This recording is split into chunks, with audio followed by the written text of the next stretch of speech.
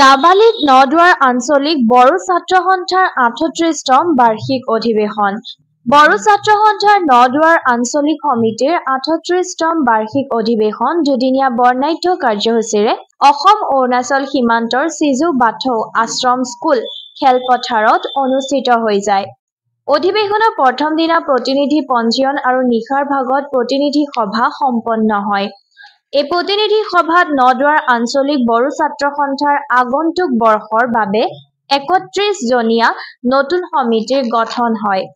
কাৰ্যসূচীৰ দ্বিতীয় দিনা পতাকা উত্তোলন, বড়োফা উপেন্দ্ৰ নাথ ব্ৰহ্মৰ প্ৰতিচ্ছবি মাল্যাৰ্পণ, শ্বহীদ তপনৰ পাছত দিনৰ ১ বজাৰ পৰা আৰম্ভ হয় মুকলি সভা। নদুৱাৰ আঞ্চলিক আপচুৰ বিদায়ী সভাপতি ৰঞ্জন ৰামচিয়াৰীয়ে আধৰা সভাৰ পূৰ্বে স্থানীয় যুৱতীসকলে বাগৰুম্বা নৃত্য পৰিৱেশন কৰে।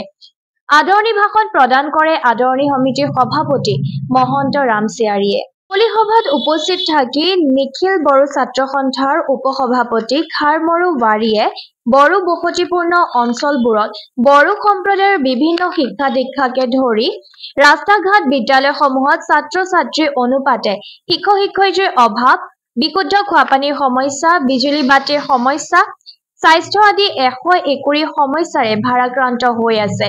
কিন্তু অদ্যপিও কোনো এটা চৰকাৰে সমাধান কৰিব নোৱাৰাটো চৰম দুৰ্ভাগ্যজনক কথা বুলি নাতিদীৰ্ঘ ভাষণ প্ৰদান কৰে।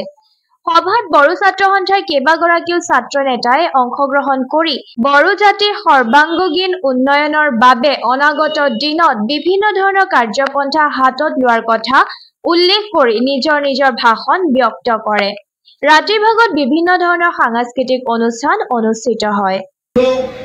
जोङो बोरै बर' हारिया गोसोखांबाय थाजाथाव सासे बड'फा मुंनि बड'फा उपेन्द्र ब्रह्मखौ लानो बोरै जोङो मोनफैखो। दिनै बेनिखायनो जों गावखौनो गाव बर' हारि हिसाबै अनसायनानै जोङो बेखौनो बुजिनानै लायो जे बर'आ बर' थुनलाइ आफादनि जोनोम, दुलाराय बर' फरायसा आफादनि जोनोम आरो बे माहारियारि बाद आफादफोरनि जोनोमनि उनाव